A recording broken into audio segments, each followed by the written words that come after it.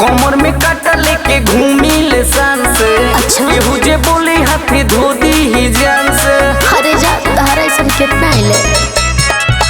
कमर में काटा लेके घूमी ले शान से। तो? केहू जे बोले हाथी धो दी ही जान से। कहा खाली नमवे हमारी वो को देही में डर को दी।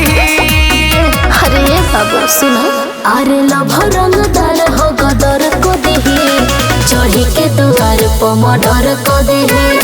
लभरंग दर हो गदर को देही, चढ़ी के द्वार पर मर्डर को देही।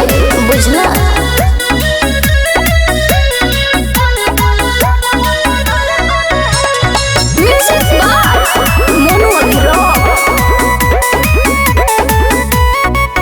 बट खौफ ये गोरी नाम के हमरा जवार में। अनु हटे पागल मजनुआ मारेला गोली का पार में। एक बार भेंट करा ना।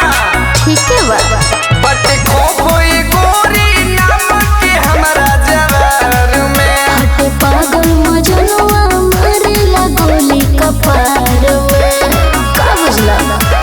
चल मुश्किल डगर को देही। अरे ज्यादा मत फेंका। ए हो अरे लभरंग दर हो गदर को देही, चढ़ी के द्वार पर मर्डर को देही।